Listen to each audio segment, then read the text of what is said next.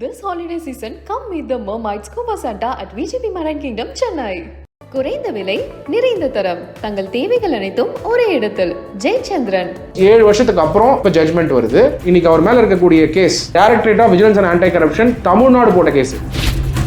ஒரு மந்திரியா இருந்தா தொழிலே பண்ணக்கூடாதா அப்படிங்கிற ஒரு கொஸ்டின் வருது. நீங்க வந்து எம்எல்ஏ ஆவறீங்க, எம்எல்ஏ ஆயிட்டு நீங்க வந்து தொழில் பண்ணலாமானா ஆன்சர் இஸ் எஸ். எம்எல்ஏ ஆயிட்டு நீங்க டாக்டரா இருக்கலாமானா ஆன்சர் இஸ் எஸ். மீடியா துறையில இருக்கலாம்னா இருக்கலாம். மந்திரி ஆனீங்கன்னு வச்சுக்கோங்க, எல்லாத்தையும் ரிசைன் பண்ணணும். அதனால தான் உதயநிதி அவர்கள் பாத்தீங்கன்னா ரெட் ஜெயண்ட்ல டைரக்டர் வந்து ரிசைன் பண்ணிட்டு படம் நடிக்கிறத விட்டுட்டு இன்னைக்கு 2006 மந்திரியான உடனே பிசினஸ் பண்ண முடியாது. அப்ப அதை செக் பீரியட்னு சொல்லுவாங்க. அந்த பீரியட்ல எப்படி கம்ப்யூட் பண்ணுவாங்கன்னா, ஒரு மந்திரியா இருந்து சம்பளம் வாங்குவாரா, எலெக்ஷன் கமிஷன் ஆஃப் இந்தியாவோட கோட் ஆஃப் கான்டக்ட் படி அதோட சொத்து சொல்லியிருப்பாரா, எத்தனை காரு, எத்தனை பேங்க் அக்கௌண்ட், எவ்வளவு பிக்ஸ்ட் டெபாசிட் இருக்கு, எல்லாத்தையும் டிக்ளேர் பண்ணிருப்பாரா. கம்பேர் பண்ணி வந்திருக்கக்கூடிய இன்கம் இவ்வளவுதான் இருக்கணும், ஆனா அதை விட அதிகமா இருக்கு, கூட்டி பார்த்தா எக்ஸஸ் ஆகப்பட்டது 10% தாண்டக்கூடாது. தாண்டா டிசம்பர் 21 தான் நமக்கு தெரியும் வாட் இஸ் த ஜட்ஜ்மெண்ட். அது வந்ததுக்கு அப்புறம் தான் we have to observe, அதை பேஸ் பண்ணி என்ன லீகல் ரெமெடிஸ் எடுப்பாருங்கிறத பார்க்கணும். பொன்முடி அவர்கள் பொறுத்தவரை பிஹைண்ட் ரூட்ஸ் நேயர்களுக்கு வணக்கம். அமைச்சர் பொன்முடி அவர்கள் மீதான சொத்து குவிப்பு வழக்குல விழுப்புரம் சிறப்பு நீதிமன்றம் விடுதலை செய்திருந்த சூழல்ல அதை ரத்து செய்திருக்கிறது இன்றைய தினத்துல உயர் நீதிமன்றம். இது குறித்த பல்வேறு விடயங்களுக்கு பதிலளிக்க நம்மோடு வழக்கறிஞர் திரு சத்யகுமார் அவர்கள் இணைந்திருக்கிறார். வணக்கம் சார். வணக்கம் தமிழ் சார். இன்னைய தினத்துல வந்து ஒரு அரசியல் களத்திலையும் சரி, ஒரு வழக்கு, அதாவது வழக்கு மன்ற களத்திலையுமே சரி, ஒரு பரபரப்பை ஏற்படுத்தி இருக்கக்கூடிய ஒரு தீர்ப்பை நீதிபதி ஜெயச்சந்திரன் அவர்கள் வழங்கி இருக்கிறாரு. அந்த தீர்ப்பை எப்படி பாக்குறீங்க? உங்களுடைய முதல்கட்ட பார்வை என்ன? பொன்முடி அவர்கள் பார்த்தீங்கன்னாக்கா is a veteran DMK leader, very senior leader. In fact Kalaignar Karunanidhi அவர்கள் இருக்கும்பொழுது is the most trusted lieutenant for 2 reasons. In fact அவருடைய பேக்ரவுண்ட் எடுத்து பார்த்தீங்கன்னாக்கா he was a Tamil professor. இந்த தமிழ் மேலே இருந்தக்கூடிய அந்த ஆளுமையினால தான் கலைஞர் கருணாநிதி அவர்கள் வந்து அவர் மேலே அந்த அளவுக்கு ஒரு பெரிய மதிப்பும் மரியாதையும் வச்சிருந்தார். 1996 to 2001, 2006 2011 ரெண்டாவது பீரியட். 2 பீரியட்லுமே அவர் மந்திரியா இருந்திருக்காரு. ஃபர்ஸ்ட் பீரியட்ல வந்து he was a minister for transport. 2001 அவர் மந்திரி பதவியிலேருந்து போனதுக்கப்புறம் ஆட்சி மாறும்பொழுது அவர் மேலே டிவிஎஸ்சி கேஸ் போடப்படுது. அது ஒரு கேஸ். ரெண்டாவது நான் சொல்றது டிவிஎஸ்சி கேஸ் பொறுத்த வரைக்கும் ரெண்டாவது கேஸ் ஆகப்பட்டது 2006 2011 1.36 crores வந்து டிஸ்ப்ரோபோர்ஷனல் அசெட்ஸ் கேஸ். அது அவரு அவங்க வைஃப் மேல போடுறாங்க, பொன்முடி அவர்கள் மேல. ஸோ ஓகே, 2006 2011 வரைக்கும் அவர் வந்து மினிஸ்டர் அவர் அப்ப இருக்காரு. அப்போ 2011 கவர்மெண்ட் மாறும்போது மினிஸ்டரா இல்லை, ஸோ எதிர்கட்சி தலைவர் ஆகும்போது அவர் மேல வந்து directorate of vigilance and anti corruption வந்து 2011 ஒரு கேஸ் பதிவு பண்றாங்க. அந்த கேஸ் ஆகப்பட்டது தான் இப்போ இன்னைக்கு வந்து தீர்ப்பு வந்திருக்கு. அந்த கேஸ் இருக்குல்ல 1996 to 2001, அந்த கேஸ் ஆகப்பட்டது வேலூர் கோர்ட்ல ஜூன் 2023 அன்னைக்கு ஒரு ஜட்ஜ்மெண்ட் வந்தது. அதில் விடுவிக்கப்படுறாரு.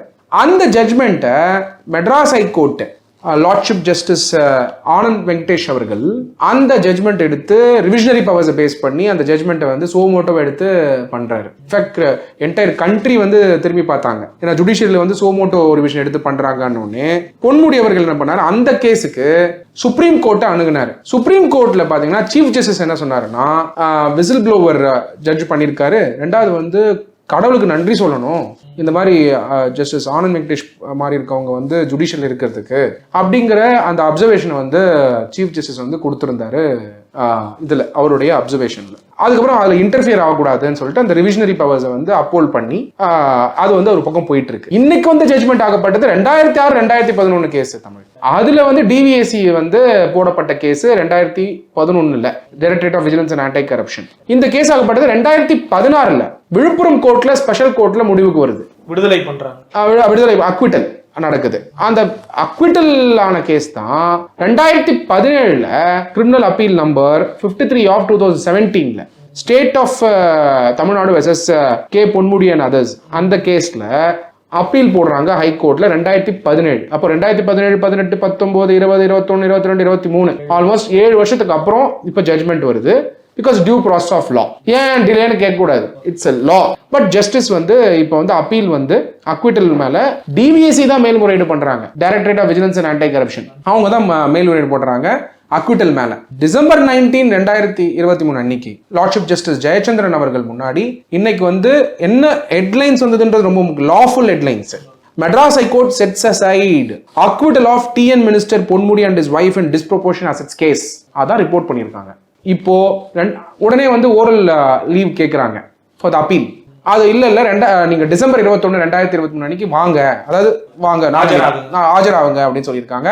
அன்னைக்கு தான் ஃபைனல் ஜட்ஜ்மெண்ட் என்னன்னு நம்மளுக்கு தெரியும். சென்டென்சிங் இருக்குமா, இல்லாட்டி வந்து அபராத தொகை இருக்குமா. உடனே வந்து இது வந்து கன்விக்ஷன் அப்படின்னு நீங்க சொல்லக்கூடாது. சட்ட ரீதியா நான் பேசுறேன். லாஃபுல்லா அந்த ஜட்மெண்ட் வந்தாதான், அதுல இருக்கக்கூடிய இன்கிரீடியன்ஸ் பார்த்தாதான் சட்ட ரீதியா நம்ம சொல்ல முடியும்.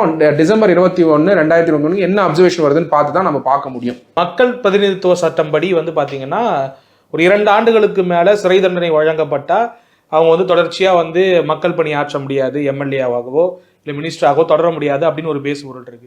இன்னொரு பக்கம் என்ன சொல்றாங்கன்னாக்கா அபராத தொகை விதிச்சாலேயே அவர் வந்து பதவி இழக்கிறதுக்கான வாய்ப்புகள்லாம் இருக்குங்கிற ஒரு பேசுபொருள் தொடர்ச்சியா இருந்துகிட்டே இருக்கு. பொன்முடி அவர்கள் டிசம்பர் 21 2023 அன்னைக்கு தான் நமக்கு தெரியும் அவரோட ஆர்டர் என்னன்னு. அந்த ஆர்டர் பேஸ் பண்ணி தான் அவருக்கு சஸ்பென்ஷன் ஆஃப் சென்டென்ஸ் இருக்குமா, அந்த சஸ்பென்ஷன் ஆஃப் சென்டென்ஸ் கொடுத்ததுக்கு அப்புறம் அப்பீல் பீரியட் வரைக்கும் அவருக்கு வந்து இருந்தா அவர் மந்திரியா கண்டினியூ ஆக முடியும். பெயில் இருந்து சஸ்பென்ஷன் ஆஃப் சென்டென்ஸ் இருந்தா, அதுக்கப்புறம் அப்பீல் போனதுக்கு அப்புறம் அப்பீல் அட்மிட் ஆகி அதுக்கப்புறம் still he can continue as the minister. இல்ல சஸ்பென்ஷன் ஆஃப் சென்டென்ஸ் இல்லனா அந்த டைம் பீரியட் ஆஃப் கஸ்டடி இருக்கும் இல்லையா, அந்த பீரியட்ல இருக்குமாங்கிறதெல்லாம் it all depends upon December 21 வந்தா தானே தமிழ் சொல்ல முடியும். ஏன்னா அல்டிமேட்டா nobody can speculate with respect to legislatively இதை கொண்டு வருவாரு சிஎம், எக்ஸிக்யூட்டிவ் இப்படி ஐஏஎஸ் ஆர்டர் போட வாய்ப்புகள் இருக்குன்னு நீங்க சொல்லலாம். ஜுடிஷியரி பொறுத்த வரைக்கும் independence of the judiciary December 21 2023 அன்னைக்கு நாளன்னைக்கு வந்து ஜட்ஜ்மெண்ட் வந்ததுக்கு அப்புறம் அந்த ஜட்ஜ்மெண்ட் வரக்கூடிய அவுட்கம் என்னங்கிறத நம்ம அப்சர்வ் பண்ணணும். அதை பேஸ் பண்ணி தான் பொன்முடி அவர்களே டெசிஷன் எடுக்க போறாரு. இந்த 2 நாளுக்கு அப்புறம் தான் பொன்முடி அவர்களுக்கு என்ன ஜட்ஜ்மெண்ட் வரப்போகுதுன்னு பார்த்து தான் பொன்முடி அவர்களே லீகல் ரெமெடிஸை தேட ஆரம்பிப்பாரு. அப்பீல் போறதா, எப்படி பண்றது, இது வந்து ஓகே சஸ்பென்ஷன் சென்டென்ஸ் இல்லைன்னா அந்த பீரியட்ல மந்திரியா இருக்கக்கூடாது, அதாவது representation of the people act 1950 படி இதெல்லாம் அவர் எக்ஸாமின் பண்ணிட்டு லீகல் ரெமெடியை தேட போறாரு. So we have to wait for another 2 more days. Tamil இன்னைக்கு அவர் மேல இருக்கக்கூடிய case directorate of vigilance and anti corruption Tamil Nadu போட்ட கேஸ், கரெக்டா? தமிழ்நாடு போட்ட கேஸ். அப்போ இதுல யார் இன்வெஸ்டிகேட் பண்ண முடியும் பிரிவென்ஷன் ஆஃப் கரப்ஷன் ஆக்ட்லன்னு பாத்தீங்கன்னா CBI, shortly Delhi police special establishment act DPSP, அவங்க வந்து சிபிஐ.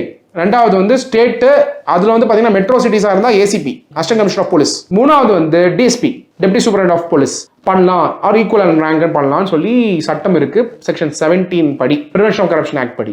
செக்ஷன் 17A படி ஒருத்தர் வந்து ப்ராசிக்யூட் பண்ணோம்னா யூனியன் கவர்மெண்டா இருந்தா யூனியன் கவர்மெண்டோட அப்ரூவல், ஸ்டேட் கவர்மெண்டா இருந்தா ஸ்டேட் கவர்மெண்ட் அப்ரூவல், ஏதாவது வேற அத்தாரிட்டிக்கு இருந்தா அந்த அத்தாரிட்டி யார் அப்பாயிண்ட் பண்ணி ரிமூவ் பண்ற பவர் இருக்கோ அவங்களோட அப்ரூவல். ஆனா டிராப் கேசஸ் பொறுத்த வரைக்கும் யாரோட அப்ரூவல் தேவையில்லை. தமிழ் இப்ப என்ன நினைக்கிறாங்கன்னா, ஒரு மந்திரியா இருந்தா தொழிலே பண்ணக்கூடாதா அப்படிங்கிற ஒரு கொஸ்டின் வருது. மந்திரியா இருந்தா ஒரு ப்ரொஃபஸரா இருக்கலாமா இருக்கக்கூடாதா, மந்திரியா இருந்தா ஒரு டாக்டரா இருக்கலாமா இருக்கக்கூடாதா. அங்க வைக்கப்பட்ட வாத பிரதிவாதம் இருக்குல்ல, அதுல வந்து அமைச்சர் சார்பில் வந்து என்னுடைய மனைவி வந்து தொழில் பண்றாங்க, அவங்க பேர்ல இருக்கக்கூடிய சொத்தையும் வந்து சேர்த்து என் பேர்ல கணக்கு காமிக்கிறாங்கன்ற மாதிரி சொல்லியிருந்தாரு.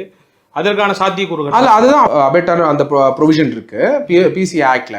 நீங்க வந்து எம்எல்ஏ ஆவறீங்க, எம்எல்ஏ ஆயிட்டு நீங்க வந்து தொழில் பண்ணலாமானா ஆன்சர் இஸ் எஸ்.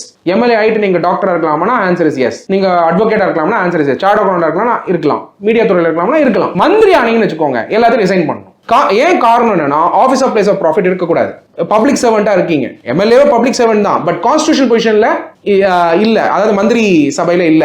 அதனால தான் உதயநிதி அவர்கள் பாத்தீங்கன்னா ரெட் ஜெயண்ட் டைரக்டர் வந்து ரிசைன் பண்ணிட்டு படம் நடிக்கிறத விட்டுட்டு இன்னைக்கு ஃபுல் டைம் அரசியல்வாதியா இருந்துகிட்டு இருக்காரு. சோ எல்லாருமே வந்து பாத்தீங்கன்னாக்க பாலிடிக்ஸ் இருக்கும்போது ஏதோ ஒரு தொழில் பண்ணுவாங்க, ரியல் எஸ்டேட்டோ இல்லாட்டி வந்து ப்ரொஃபஷனோ ஏதோ ஒன்று பண்ணுவாங்க. ஆனா அவங்க வாழ்வாதாரம் இம்பார்ட்டன்ட் இல்லையா? அப்போ பொன்முடி அவர்களும் அந்த மாதிரி பிசினஸ் பண்ணிட்டு இருந்திருப்பாரு. 2006-2011 பீரியட்ல 2006 மந்திரியான உடனே பிசினஸ் பண்ண முடியாது. அப்ப அதை செக் பீரியட்னு சொல்லுவாங்க ஆக்ட்ல. பிரிவென்ஷன் ஆஃப் கரப்ஷன் ஆக்ட் 1988ல செக் பீரியட் சொல்லுவாங்க தமிழ்.